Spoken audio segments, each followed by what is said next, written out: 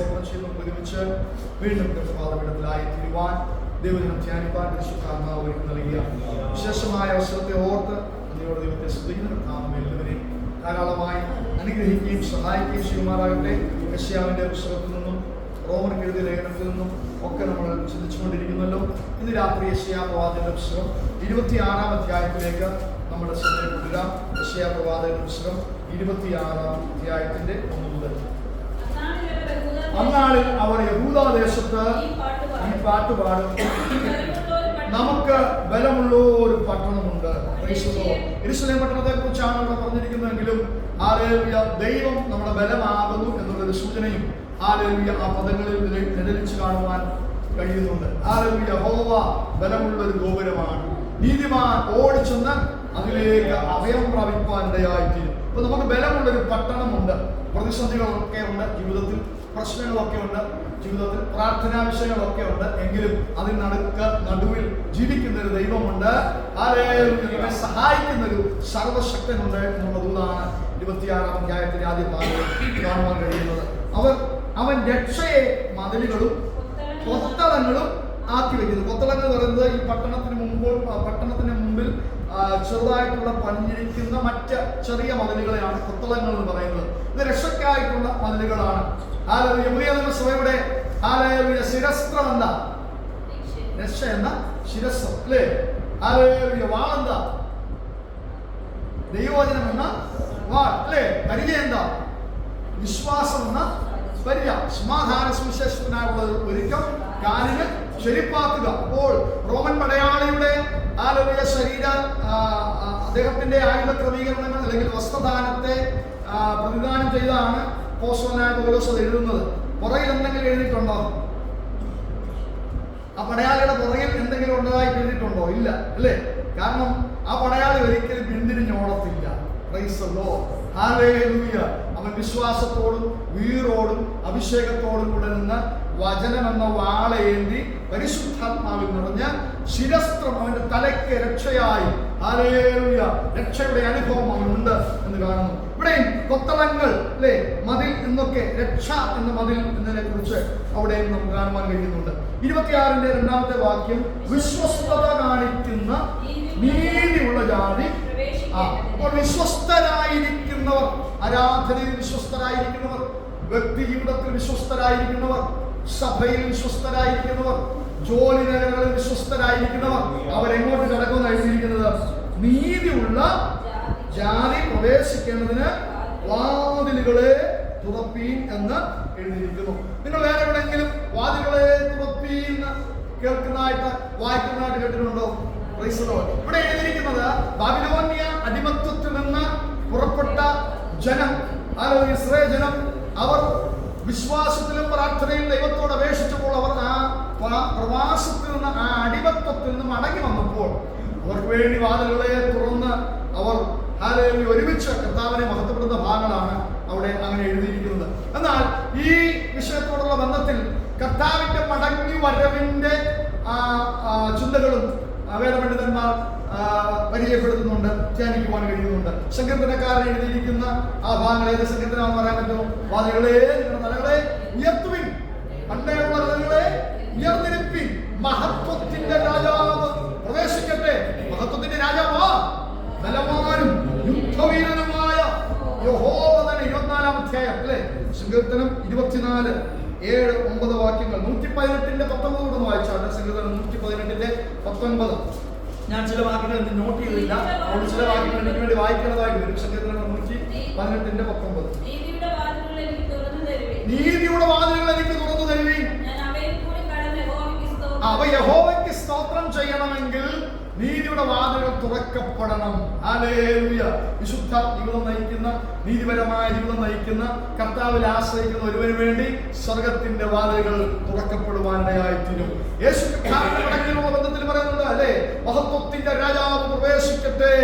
Hallelujah. ബലവാനും യുദ്ധവീരനുമായ യഹോവ അവനാകുന്നു മഹത്വത്തിന്റെ രാജാവ്. അപ്പോൾ ബാബിലോണിയ അടിമത്തത്തിൽ നിന്ന് ഇസ്രായേൽ ജനം പുറപ്പെട്ടു വന്നപ്പോഴും അവർ പാട്ടോടും ആരാധനയോടും ഹല്ലേലൂയ ആ ജനം ദൈവത്തെ സ്തുതിക്കുകയും അവരുടെ മുമ്പിൽ വാതിലുകൾ തുറക്കപ്പെടുകയും ചെയ്തു എന്നാണ് അവിടെ എഴുതിയിരിക്കുന്നത്. അടുത്ത പദം ശ്രദ്ധിക്കുക, സ്ഥിരമാനസൻ നിന്നിൽ ആശ്രയം വെച്ചിരിക്കുകൊണ്ട് നീ അവനെ പൂർണ്ണ സമാധാനത്തിൽ. പൂർണ്ണ സമാധാനം ഉള്ളവരൊന്നും കരമുയർത്തി ശ്രദ്ധിച്ചാണ്ട് നല്ല സമാധാനത്തോടാ ഞാൻ ഇന്ന് രാത്രി ആയിരിക്കുന്നത്. ആർക്കും ഒരു സമാധാനമില്ല. പൂർണ്ണ സമാധാനം. പൂർണ്ണ സമാധാനം അവിടെ എഴുതിയിരിക്കുന്ന വാക്കിന് പെർഫെക്റ്റ് പീസ് എന്നാണ്. Perfect peace. പീസ് പീസ് എന്നുള്ള പദമാണ്. Double peace, perfect peace. അതായത് സമാധാനത്തിനകത്ത് വീണ്ടും മറ്റൊരു സമാധാനത്തിന്റെ ലെയർ, അല്ലെങ്കിൽ ഡബിൾ പീസ് എന്ന് വേണേൽ പറയാം, അല്ലെങ്കിൽ പെർഫെക്റ്റ് പീസ് എന്ന് വേണേൽ പറയാം. അപ്പൊ അങ്ങനെ ആയിരിക്കുന്നുണ്ടോ? എന്റെ ഭൗതിക മേഖലയിൽ, എന്റെ ആത്മീയ ജീവിതത്തിൽ, എനിക്ക് എന്റെ സാമൂഹിക ജീവിതത്തിൽ ഞാൻ പെർഫെക്റ്റ് പീസിലാണ് എന്ന് ഉള്ളവർ എന്തെങ്കിലുമൊക്കെ ചെറിയ പ്രാർത്ഥനാ വിഷയങ്ങളും ടെൻഷനുകളും ഒക്കെ നമുക്ക് കാണും. എന്നാൽ എങ്ങനെയുള്ളവരാണ് ഈ പെർഫെക്റ്റ് പീസിലേക്ക് വരുന്നതെന്ന് എഴുതിയിരിക്കുന്നത്? പീസ് പീസ് അല്ലെങ്കിൽ ഡബിൾ പീസ്. ഹല്ലേലൂയ. പെർഫെക്റ്റ് പീസിലേക്ക് വരുന്നത് എങ്ങനെയാണ്? സ്ഥിരമാനസൻ നിന്നിൽ ആശ്രയം വെച്ചിരിക്കുന്നുണ്ട്. അപ്പോൾ പ്രതിസന്ധികൾ ജീവിതത്തിൽ ഉണ്ടാകും. തിരമാലകൾ പടകിന് നേരെ ആഞ്ഞടിക്കുവാനിടയായിത്തീരും. കൊടുങ്കാറ്റുണ്ടാകും, തിരമാലകൾ ഉയരും, അല്ലേ? പ്രതിസന്ധികൾ ഉണ്ടാകും, കാറ്റുണ്ടാകും. പക്ഷെ അതിന്റെ നടുവിലും വിശ്വാസത്തോടെ ദൈവത്തിൽ ആശ്രയിക്കുന്നവരെ ദൈവം വിടുവിപ്പാനിടയായിരുന്നു.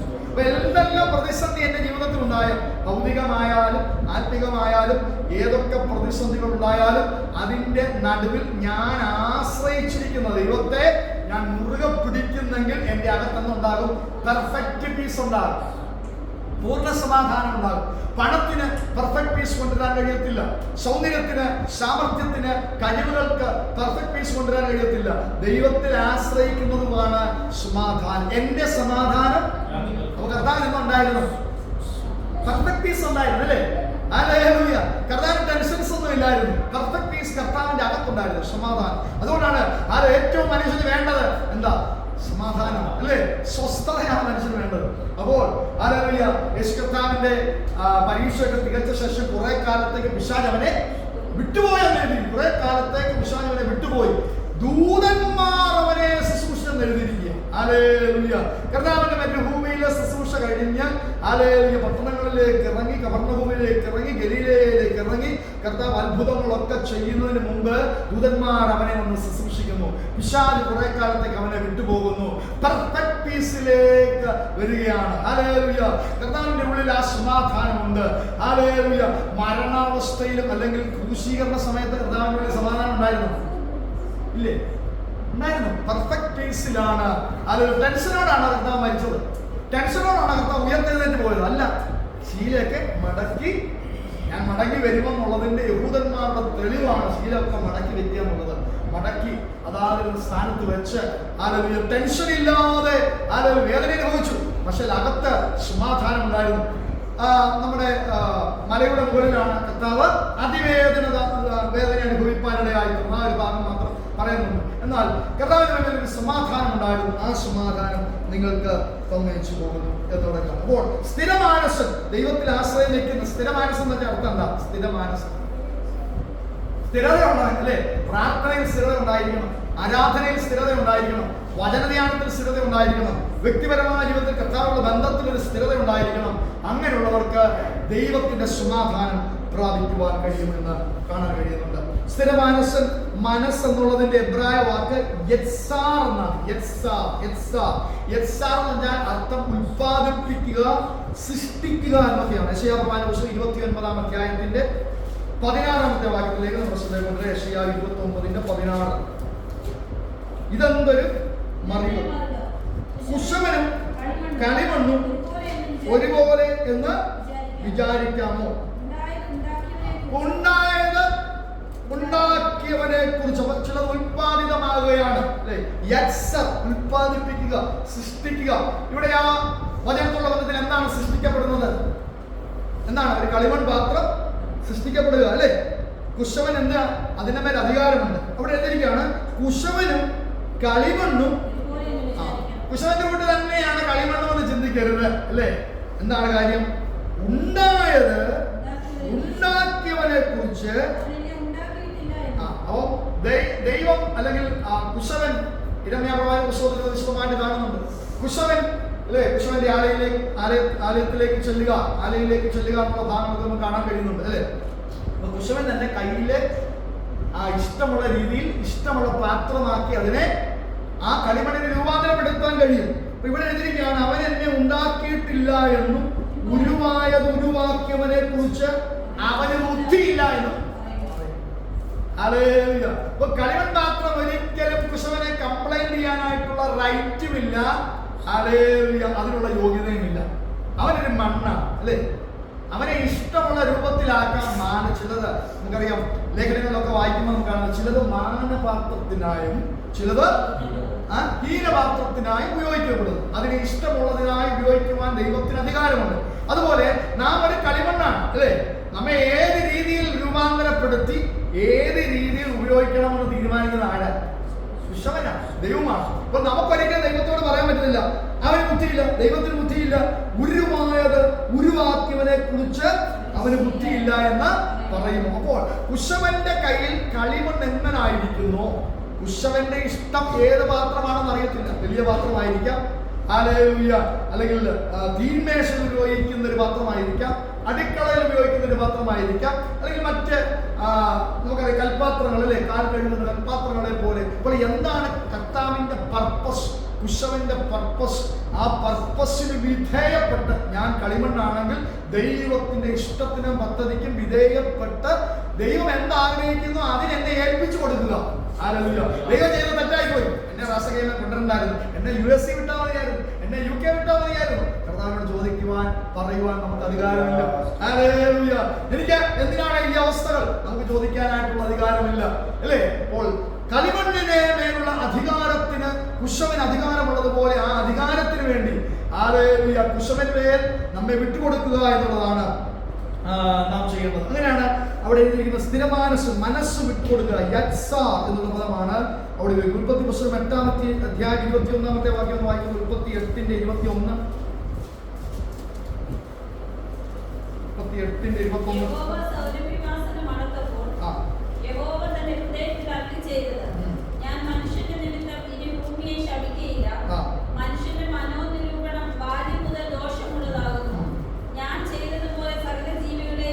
മനുഷ്യന്റെ മനോനിരൂപണം ബാല്യം മുതൽ. അപ്പൊ നമ്മുടെ ഹൃദയത്തിന്റെ അവസ്ഥ, നമ്മുടെ വായിലെ വാക്കുകൾ, നമ്മുടെ ചിന്ത, ധ്യാനം എല്ലാം കർത്താവ് വ്യക്തമായിട്ട് അറിയുന്നുണ്ട്. നമ്മൾ സ്ഥിരമാനസനാണോ, നമ്മുടെ മനസ്സങ്ങനെ ഇരിക്കുന്നു, യത്സാറാണോ, ദൈവത്തിന് വേണ്ടി ഉത്പാദിപ്പിക്കപ്പെടുന്ന ദൈവത്തിന് വേണ്ടി വിധേയപ്പെടുന്ന മനസ്സാണോ, അതോ നമ്മുടെ ബാല്യം മുതൽ നമ്മുടെ മനോനിരൂപണം എങ്ങനെ ആയിരിക്കുന്നു, ഇതെല്ലാം കർത്താവ് ചിന്തിക്കുവാനുണ്ട്. ആവർത്തന പുസ്തകം 31:21 വായിച്ചാൽ, ഞാൻ വാക്യങ്ങളുടെ നോട്ട്സ് എഴുതാത്തത് കൊണ്ട് ചില വാക്യങ്ങൾ വേഗത്തിൽ ഐക്യപ്രദംസ് പോലെ വായിച്ചു. 31:21.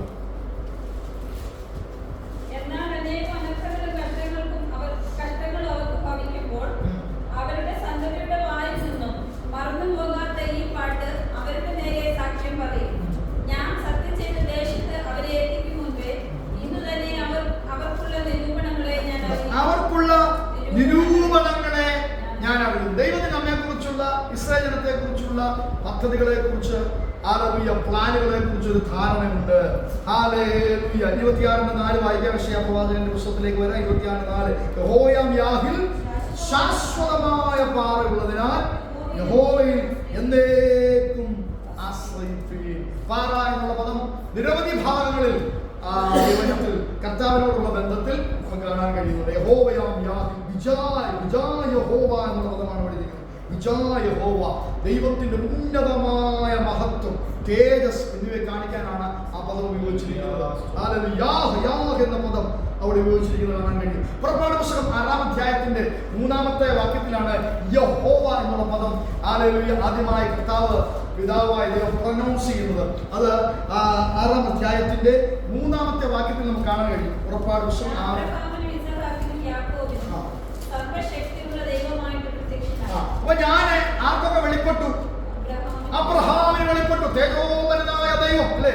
വിഗ്രഹങ്ങളെ സേവിച്ചും വിറ്റുകൊണ്ടിരുന്ന അബ്രഹാമിന് വേണ്ടി ഞാൻ കാണിപ്പാനിരിക്കുന്ന ദേശത്തേക്ക് നീ പോകുക എന്ന് പറഞ്ഞ് ഞാൻ നിനക്ക് തലമുറകളെ നൽകുമെന്നൊക്കെ പറഞ്ഞ് ദൈവം, തേജോമരനായ ദൈവം പ്രത്യക്ഷനായി. പക്ഷേ പേര് താൻ വെളിപ്പെടുത്തിയില്ല.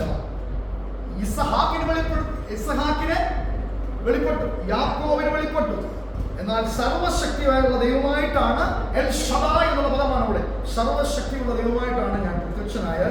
എന്നാൽ യഹോവ എന്ന നാമത്തിൽ ഞാൻ അവർക്ക് വെളിപ്പെട്ടില്ല. അത് മോശയ്ക്കാണ് ഹല്ലേലൂയ കർത്താവ് യഹോവ എന്ന നാമത്തിൽ വെളിപ്പെടുവാനിടയായിത്തീരുന്നത്. സങ്കീർത്തനം 83:18 വായിച്ചാണ്. സങ്കീർത്തനം 83:18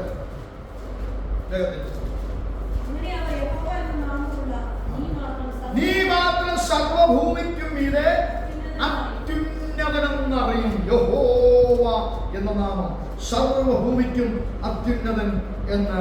ശാശ്വതമായ പാറ എന്നുള്ള ഭാഗം ദൈവത്തിൽ നിരവധി ഭാഗങ്ങളുണ്ട്. എല്ലാം വായിച്ചാൽ നമുക്ക് സമയം പോകുന്നത്. ഒരു ഭാഗം മാത്രം വായിക്കും. 1 ശമൂവേൽ 2:2. 1 ശമൂവേൽ 2:2 പെട്ടെന്ന് എടുത്തു.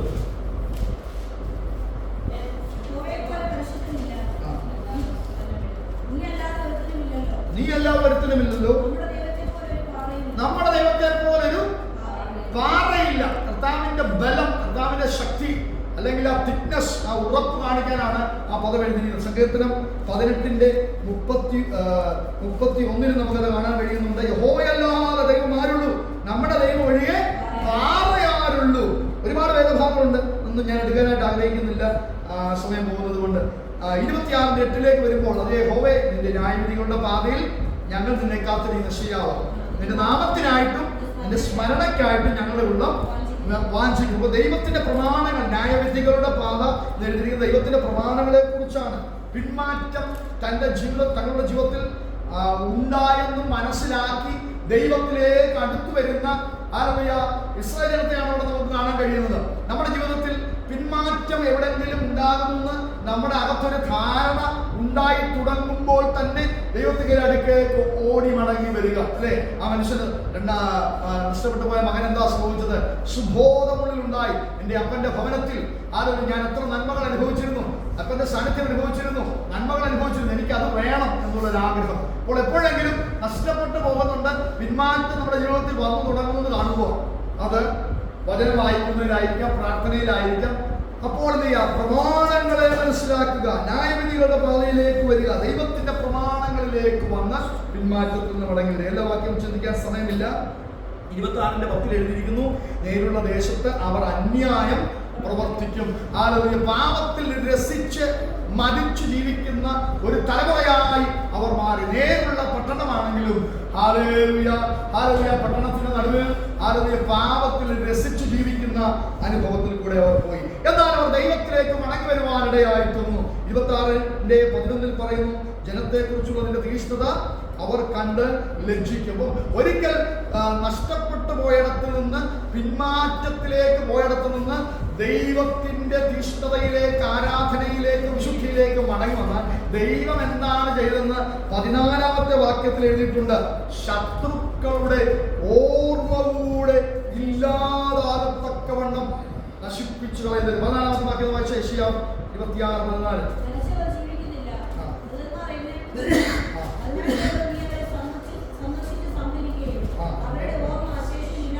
അവരുടെ ഓർമ്മശേഷം ഇല്ലാതാക്കുന്നത്.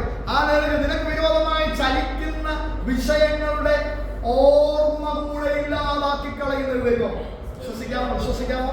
ദൈവത്തിലേക്ക് നീ മടങ്ങി വരുമ്പോൾ, ദൈവപ്രമാണങ്ങളിലേക്ക് നീ മടങ്ങി വരുമ്പോൾ, ദൈവപദ്ധതികളിലേക്ക് നീ മടങ്ങി വരുമ്പോൾ, നിന്നെ തന്നെ ദൈവസന്നിധിയിൽ താഴ്ത്തി സമർപ്പിക്കുമ്പോൾ, നിനക്ക് വിരോധമായി ചലിക്കുന്ന വിഷയങ്ങളെ, പ്രതിസന്ധികളെ, പോരുകളെ അതിന്റെ ഓർമ്മ കൂടെ ഇല്ലാതാക്കി നശിപ്പിച്ചു കളയുന്ന ബാബിലോന്യ സാമ്രാജ്യത്തെ തകർത്ത് കളഞ്ഞ അതിന്റെ ഓർമ്മ കൂടെ ഇല്ലാതാക്കി കളഞ്ഞ ദൈവകരം വ്യാപരിക്കുവാനിടയായിത്തീരും. 26-ാം അധ്യായത്തിന്റെ 16-ാമത്തെ വാക്യത്തിലേക്ക് നമ്മൾ ശ്രദ്ധ കൊണ്ടുവരാം. 26:16.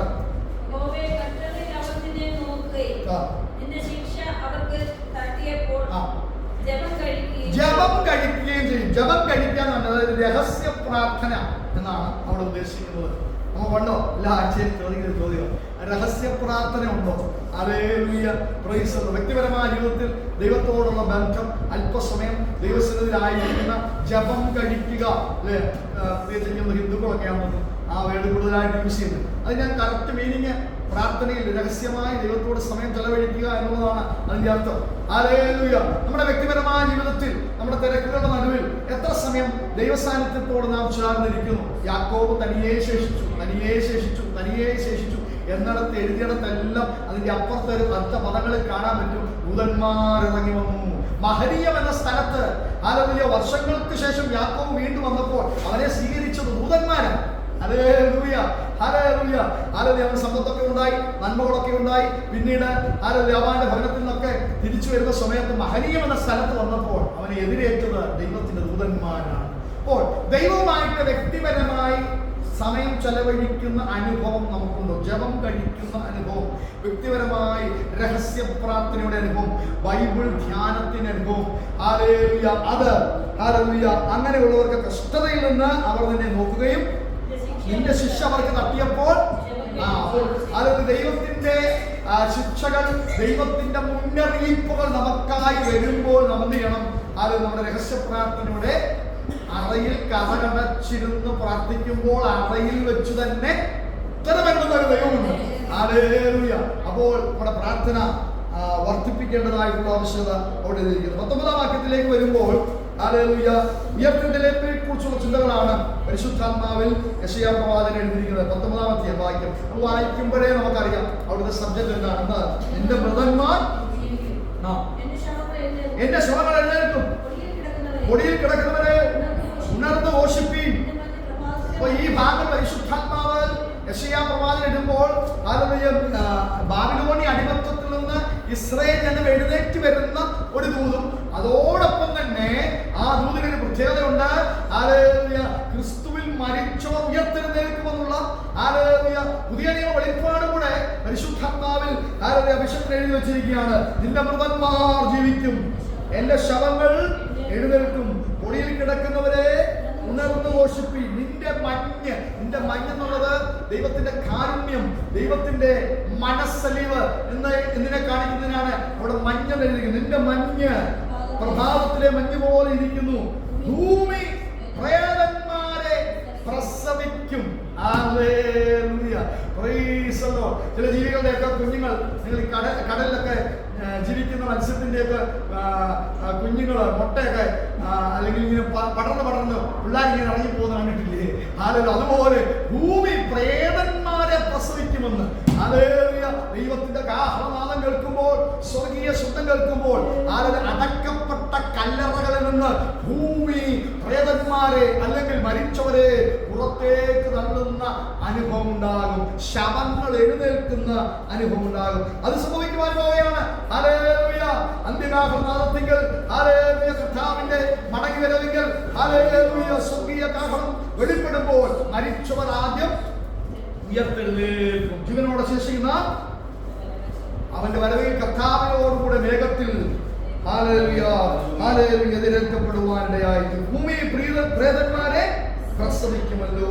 ദാനിയേൽ പ്രവാചകന്റെ പുസ്തകം 12-ാം അധ്യായത്തിന്റെ 2-ാമത്തെ വാക്യത്തിലും നമുക്ക് അതുമായി ബന്ധപ്പെട്ട ദൂത് കാണാൻ കഴിയും. നിലത്തിലെ പൊടിയിൽ നിദ്ര കൊള്ളുന്നവരിൽ പലരും ചിലർ നിത്യജീവനായി, ചിലർ ലജ്ജയ്ക്കും നിത്യനിന്ദയ്ക്കുമായി ഉണരും. ഇപ്പൊ മരിച്ചത് കൊണ്ടല്ല അത് തീർന്നെന്ന് വിചാരിക്കരുത്. ഇവിടെ കുറെ സമ്പാദിച്ചു, ഇവിടെ കുറെ അനുഗ്രഹിക്കപ്പെട്ട ജീവിതം നയിച്ചു, എല്ലാം കഴിഞ്ഞു, ഞാൻ മരിച്ചു പോകും, ഇനി അത് കഴിഞ്ഞൊരു ജീവിതമില്ല എന്ന് ചിന്തിക്കരുത്. ദാനിയേൽ പ്രവാചകന്റെ പുസ്തകം പറയുകയാണ്, നിലത്തെ പൊടിയിൽ നിന്ന് നിദ്ര കൊള്ളുന്ന നിത്യജീവനായി ചിലർ എന്ത് ചെയ്യും? നിത്യ നിന്ദയ്ക്കായിട്ട് ചിലർ മാറ്റപ്പെടുവാനിടയാകും. യെഹെസ്കേൽ പ്രവാചകന്റെ പുസ്തകം 37-ാം അധ്യായം നിങ്ങൾക്ക് പരിചിതമായ ഭാഗമാണ്. ഹല്ലേലൂയ. അവിടെയും എഴുതിയിരിക്കുന്നത് എന്താണ്? യെശയ്യാ പ്രവാചകനെ യെഹെസ്കേൽ പ്രവാചകനെ ഒരു താഴ്വരയിലേക്ക് കൊണ്ട് നിർത്തി, അല്ലേ? എന്താണ് താഴ്വര? എന്തുകൊണ്ട് നിറഞ്ഞിരുന്നു? കുഞ്ഞുങ്ങൾ പറയാമോ? 37-ാം അധ്യായം താഴ്വര എന്തുകൊണ്ട് നിറഞ്ഞിരുന്നു? അസ്ഥി കഷണങ്ങളാൽ നിറഞ്ഞിരുന്നു. അവരുടെ അവസ്ഥ എങ്ങനെയായിരുന്നു? കാണാൻ പറ്റുന്ന രീതിയിലുള്ള അസ്ഥിയായിരുന്നു, മണ്ണിനോട് ചേർന്ന്, അല്ലേ? ആഴത്തിലായിരുന്ന അസ്ഥികൾ, അല്ലേ? ദൈവം എന്താണ് പ്രവാചകനോട് പറഞ്ഞത്? നീ എന്താ കാണുന്നു എന്ന് ചോദിച്ചല്ലേ? അസ്ഥികൾ കാണുന്നു പറഞ്ഞു, അല്ലേ? എന്ത് ചെയ്യാൻ പറഞ്ഞു പ്രവാചകനോട്? അസ്ഥികളോട് പ്രവചിക്കാം. കാറ്റിനോട് കൽപ്പിക്കാം, അസ്ഥികളോട് പ്രവചിക്കാം. എന്ത് സംഭവിച്ചു? ഒരു ഭൂകമ്പം അവിടെ ഉണ്ടായെന്ന് എഴുതിയിരിക്കുന്നു, അല്ലേ? എഴുതിയിട്ടുണ്ടോ? അസ്ഥിയോട് ചേർന്നു. മാംസം മാംസത്തോട് ചേർന്നു, അല്ലേ? ത്വക്കും ഞരമ്പും ഒക്കെ ഉളവായി വന്നു. ഇത് ഇസ്രായേൽ ജനത്തെ സംബന്ധിച്ചുള്ള പ്രവചന ദൂതാണെങ്കിലും ഹല്ലേലൂയ നമ്മുടെ ജീവിതത്തിൽ പുതിയ നിയമസഭയിൽ ഇത് വെളിപ്പെടാൻ പോവുകയാണ്. Price the Lord. ഒരിക്കൽ ദൈവശബ്ദം കേൾക്കുമ്പോൾ, ദൈവത്തിന്റെ കൽപ്പന കേൾക്കുമ്പോൾ അസ്ഥി അസ്ഥിയോട് ചേർന്ന്, മാംസം മാംസത്തോട് ചേർന്ന് ഹല്ലേലൂയ കർത്താവിന്റെ ശരീരത്തോട് രൂപാന്തരപ്പെടുന്ന ഒരു സൈന്യമായി അടക്കപ്പെട്ടടത്ത് നിന്ന് നാം ഉയർന്നു പൊങ്ങുവാനിടയായിത്തീരും. ഹല്ലേലൂയ. അവിടെ എഴുതിയിരിക്കുന്നത് എന്താണ്? വലിയൊരു സൈന്യമായി തീർന്നു, അല്ലേ? ഹല്ലേലൂയ. വിഘടിക്കപ്പെട്ടു പോയത് അസ്ഥി അസ്ഥിയോട് ചേർന്ന്, മാംസം മാംസത്തോട് ചേർന്ന്. നമ്മുടെ പ്രാർത്ഥനാവിഷയങ്ങളുടെ ബന്ധത്തിലും നമുക്ക് ചിന്തിക്കാൻ പറ്റും, അല്ലേ? വിഘടിക്കപ്പെട്ടു പോയ അനുഭവങ്ങൾ ഉണ്ടെങ്കിൽ, തകർക്കപ്പെട്ടു പോയ അനുഭവങ്ങൾ ഉണ്ടെങ്കിൽ, മണ്ണിനോട് ചേർന്ന് ആഴത്തിൽ പോയ അനുഭവങ്ങൾ ഉണ്ടെങ്കിൽ, ഹല്ലേലൂയ, ആത്മാവിന്റെ ശക്തി കൊണ്ട്, അഭിഷേകത്തിന്റെ ശക്തി കൊണ്ട് അതിനെ മടക്കി പ്രാപിക്കുവാൻ കഴിയും.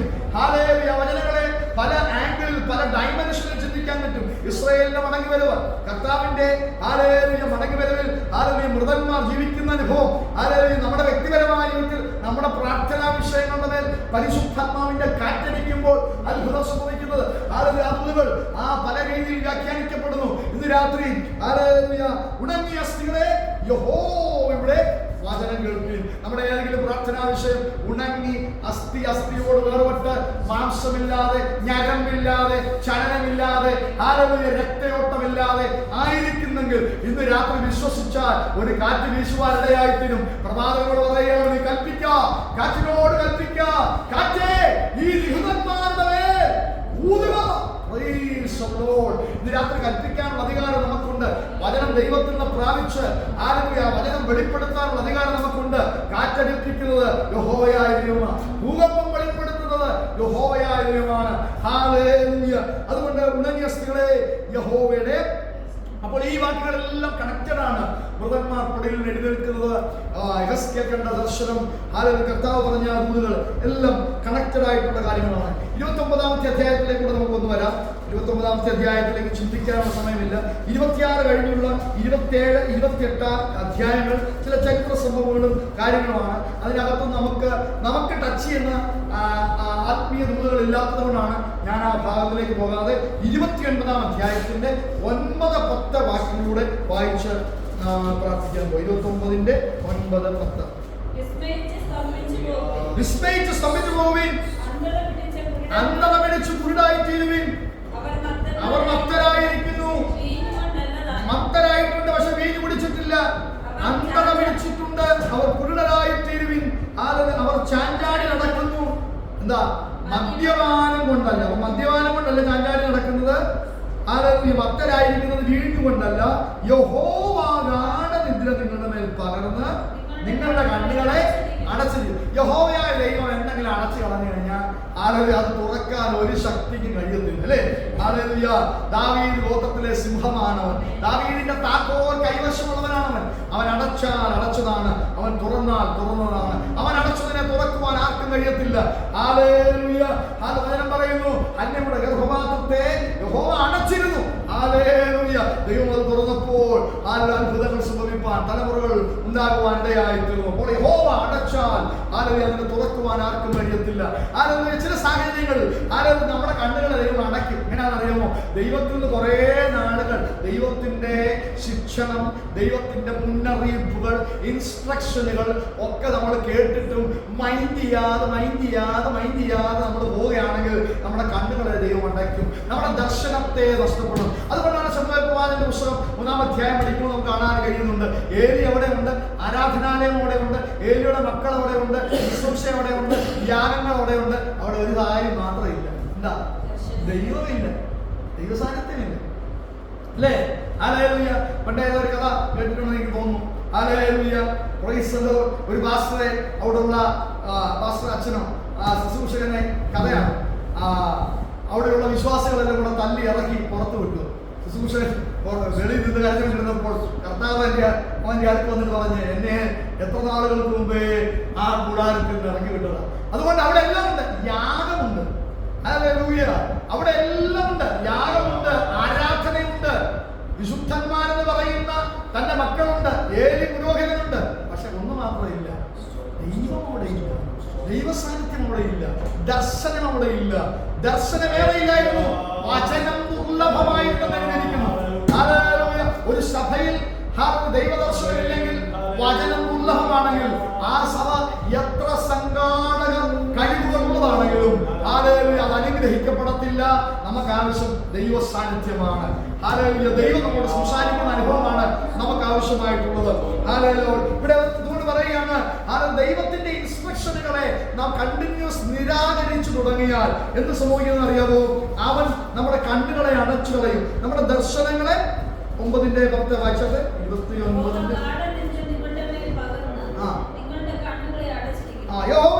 തന്നെയാണ് ചെയ്യുന്നത്. നമ്മുടെ ദർശനം നഷ്ടപ്പെട്ടു പോകും.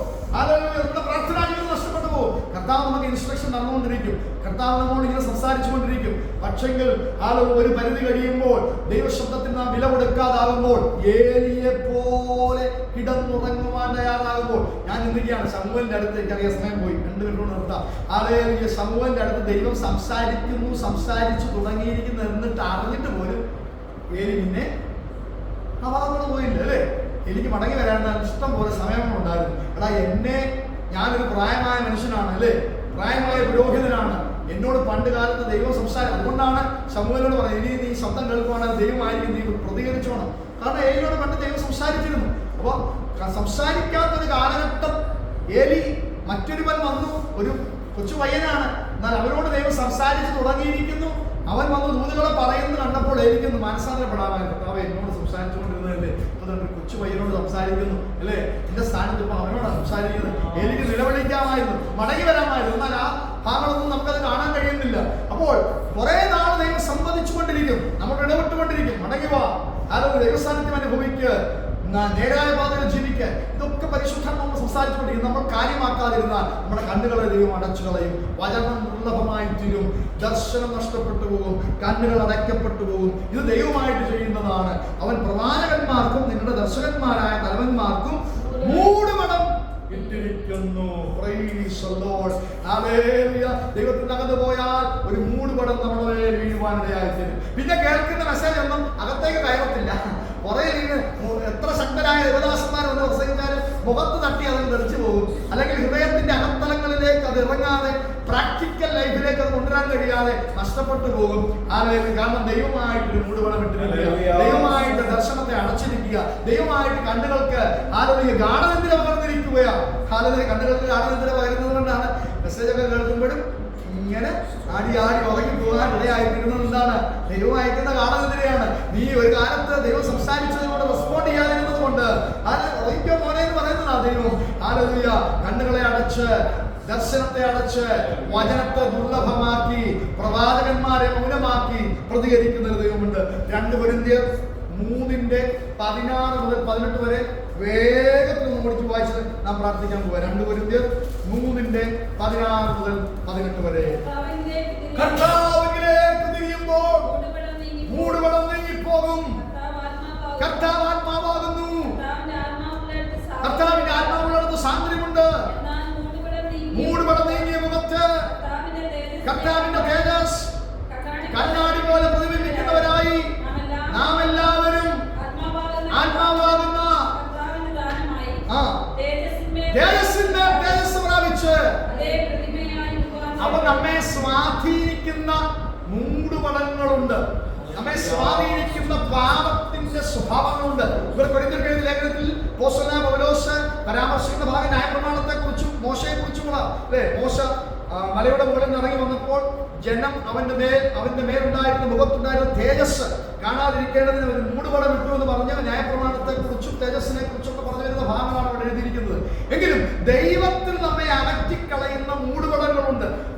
ദൈവസാന്നിധ്യത്തിൽ നമ്മെ മാറ്റി നിർത്തുന്ന അനുഭവങ്ങളുണ്ട്. പാപസ്വഭാവങ്ങൾ, ചിന്തകൾ, നോട്ടങ്ങൾ, ഇടപെടലുകളൊക്കെ ദൈവം നമ്മെ അകറ്റുന്ന മൂടുപടങ്ങളാണ്. ഈ മൂടുപടങ്ങളൊക്കെ നീങ്ങിപ്പോകണം. ഈ മൂടുപടങ്ങൾ നീങ്ങിപ്പോകണമെങ്കിൽ കർത്താവിലേക്ക് തിരിയണം. കർത്താവിലേക്ക് തിരിയുമ്പോൾ മൂടുപടം നീങ്ങിപ്പോകും. കർത്താവിന്റെ തേജസ് കണ്ണാടി പോലെ പ്രതിബിംബിക്കണം. നമ്മെ കാണുമ്പോൾ ദൈവ തേജസ് കാണുന്നത് പോലെ, നമ്മെ കാണുമ്പോൾ കർത്താവിനെ കാണുന്നത് പോലെ, നമ്മെ കാണുമ്പോൾ പരിശുദ്ധാത്മാവിന്റെ ശക്തി കാണുന്നത് പോലെ, നാം പ്രാർത്ഥിക്കുമ്പോൾ ആത്മാവിന്റെ സാന്നിധ്യം വെളിപ്പെടുന്നത് പോലെ, നാം ആരാധിക്കുമ്പോൾ ഒരു പ്രത്യേക അന്തരീക്ഷം സംഭവിക്കുന്നത് പോലെ തേജസ്സിന്റെ മേൽ തേജസ് പ്രാപിച്ച് കർത്താവായി നാം രൂപാന്തരപ്പെടുന്നു. അതേ പ്രതിമയായി, പ്രതിമ എന്നുള്ള ഭാവമൊക്കെ നമ്മൾ ചിന്തിച്ച ഇമേജ് അല്ലേ, അതേ പ്രതിമയായി, അതേ ദൈവമായി നാം രൂപാന്തരപ്പെടുന്നു. കണ്ണുകളെ അടയ്ക്കാം. ഹല്ലേലൂയ. കേട്ട വചനത്തിന് മുമ്പിൽ നമ്മെ തന്നെ സമ്പൂർണ്ണമായി സമർപ്പിച്ച് നമുക്ക് പ്രാർത്ഥിക്കാം. ഹല്ലേലൂയ. ഉണർവിന്റെ ദൂതുകളൊന്നുമല്ല ഇന്ന് രാത്രി നാം കേട്ടത്. ഹല്ലേലൂയ. ഈ ഭാഗം ഞാൻ ധ്യാനിക്കുമ്പോൾ എൻ്റെ മനസ്സിൽ അത് കടന്നു വരികയും ചെയ്തു. എന്നാൽ ഇതിനകത്ത് ഉണർവ് അല്ലെങ്കിൽ അഭിഷേകം ഒന്നും സംസാരിക്കാനില്ലല്ലോ. പക്ഷെ അതിനകത്ത് ഒരുപാട് മടങ്ങി വരവിന്റെ ദൂതുകൾ പരിശുദ്ധാത്മാവ് നൽകുന്നുണ്ടായിരുന്നു. സ്ഥിരമാനസരായിരിക്കുക.